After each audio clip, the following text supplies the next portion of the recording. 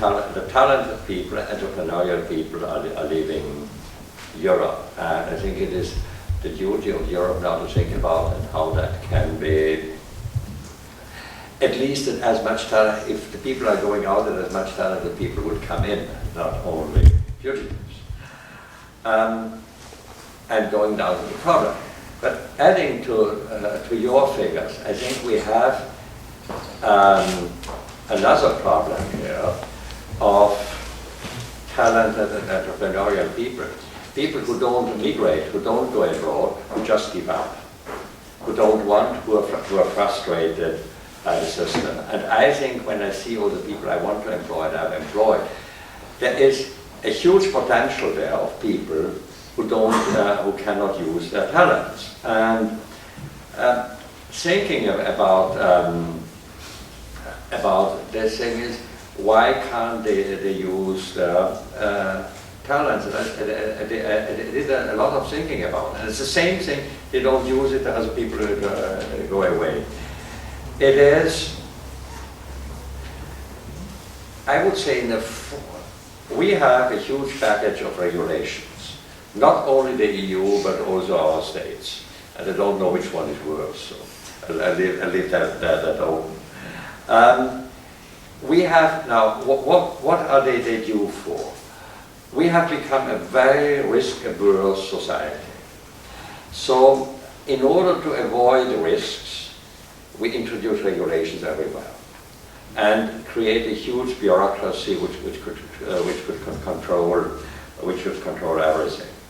And it leaves much less room for self-responsibility, for innovation, etc. We have, I think we have also a misunderstood notion of competition in the European Union. The feeling is that you can only have a fair competition if the regulatory environment and the financial environment is the same everywhere. And also the products or services are quite narrowly specified. That is very bad for innovation, but it's also very bad for, let's say, regions which are less advanced to come up. And then there's certainly a movement from the less advanced areas to the more advanced areas. So that is a problem. We have also, I would say, a movement between self-government of smaller entities towards a centralized bureaucracy. All that builds up to a huge pile of regulations. If you have a new idea, you have basically two big challenges, or if you want to develop it, doesn't it? You have two challenges. First, you are fighting against an environment which either wants to block your career in one side because you need this or that, or when you want to create a new business, the red tape is in some countries quite awful. And then if you have done it, then you have the security laws, and you have the labor laws, and you have the tax laws, and you have the you have a huge pile of things to do. And the other thing is, when you do something new, you always have the risk of failure. If you want to achieve themselves, you have a risk of failure. And we have become so risk averse that we think sort of failure is something like a sin, it's a bad thing. And it's not necessarily a bad thing, it just did not work. It's a bad thing if you do the criminal, fraudulent credits or so. But I think starting a new company, starting a new business, having a new idea, all has inside also the risk of failure. And we don't want to do that either. And I think these two factors contribute a lot, that either talented people leave Europe, or, which I think is even the worst thing, people just not developing or using their talents up to the maximum they could do. What can we do about it? that is the question, and if we find here the answer, there are lots of intelligent people here, so we could find the answer. But then, how can it be implemented? It is difficult, and it's difficult to treat with strong bureaucracy, which unfortunately we have on different levels. I'm not against the welfare system by itself, but it has to be in a reasonable way. And I think the welfare system as we have it gives the wrong incentives. Gives a lot of the wrong incentives. And I think it's also a too heavy structure. And with that, it, in the context of the welfare system, you have to pay to the state things where you will never get anything back from it.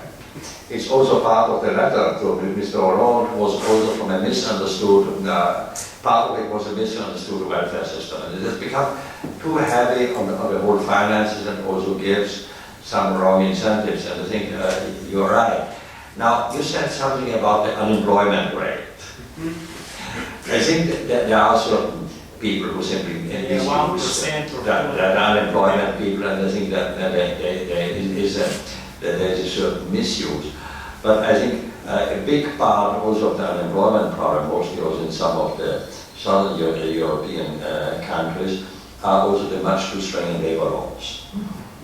Because you don't want to employ anybody anymore, because in case you can't pay him anymore, you cannot get rid of him. So it's not that I want to fire people, but you can't get rid of them. So I think the labor law, these very stringent labor laws, are a big contributor to unemployment. And I don't think that the labor law in Germany is very liberal, but it is more liberal than in most other European countries. And I think that helps also for keeping the unemployment law. Yeah, but at the end of the day, Scandinavia is an attractive location for people to move into and not move out. So they are doing something better than France. They must be doing something better and different. And what I would say, the difference that exists between Scandinavia and a lot of other European countries is that they're very social, but their economic and labor policies are extremely liberal. So even if if you're doing both things wrong, you have a statist economic system plus a socialist welfare system, this is a no-go. But if one of the two works, if you have a liberal economic system, even if you have a little bit of socialism in welfare, still people, at least Scandinavian example is such, still things work. Or you can be middle of the road in both, like continental German system or the Austrian system. And I would agree with His Excellency that labor laws and how that area of economy is set up is probably more important. The freedom of business people to hire and fire.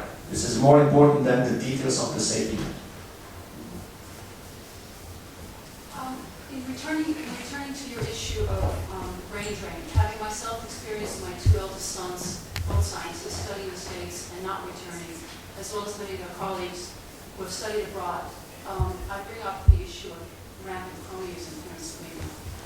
The fact that it's impossible for someone who's been, or nearly impossible for someone who's been educated abroad to come back to Slovenia, even if they're willing to take less financial salary than they would abroad, because of the issue of cronyism here.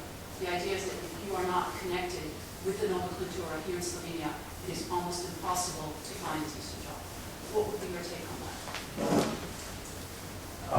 I would entirely agree. The Slovenian economic and scientific subsystem are closed.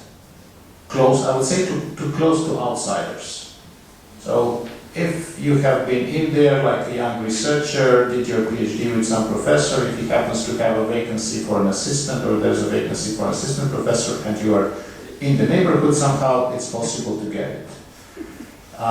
There is no kind of international tenders for jobs, no international, no truly open calls for applicants in this area. it's not, I wouldn't say so much of a chronism, but it's open to people who are not in the system already. In the law faculty, I've heard of students who have gone abroad, studied at the London School of Economics, have come back and applied for professorships at the law school and are refused because they're not in the system. They're Yes. left and they're out of the system. Yes, and the system and the universities are blocking any change from the state, hiding behind this notion of autonomy. So the only thing you can ask us is, do you have enough money? This is the only question I could ask them as a minister. Do you have enough money? And this leads to a type of inbreeding. Exactly. Exactly. And then you wonder why they leave. There's not much to wonder. No, it's actually, in a sense, it's good that they leave, because they probably get very good education, they get experience, they get contacts. And if they would come back, this would be better than if they would never leave, if they would have never left. But getting them back, policies for that are just as important as kind of preventing them from leaving. Yes. I agree. The thing is that no one wants them back. Yeah. The thing is, they were already a danger to these people that have stayed prior to them leaving. I mean, they were thinking big. They were thinking beyond Slovenian border. And if they had stayed, probably they would have had problems with their peers and employers. But after they have left and if they want to come back, it's not just mission impossible in terms of getting a job, I would say, but actually being welcomed. Because in Slovenia, if you know more, if you have a broader, perspective on things, you are a threat. People think you shouldn't. Exactly, yes. You shouldn't speak up. You shouldn't say anything, because they don't look at you and say, why don't you tell me about this, or why don't you, your children, why don't you tell us what you have learned abroad and bring this here, and we all can benefit. It's the other way around. It's like, no, don't come here, because then you will prove that I know less than you. And they have been doing this for years, and many people have decided not to come back. If I may just add one sentence, this is not a problem exclusive to the research and university sector. Look at the debates about the Nova Ljubljanska Banka, who hired a headhunting company to get the management. And it was all over the press that how much money they spent on this, I think it was Core and Fair, you see their ads in Economist and Financial Times, etc. And it was a kind of a no-no. Or you hire somebody for this public enterprise fund, you hire some foreigners to run that. And you have media attacks on them. We are Slovenians, we know everything best, how much these foreigners cost us, and they're not bringing any value, etc., etc. It's the closeness of society as a whole. This is not a special case.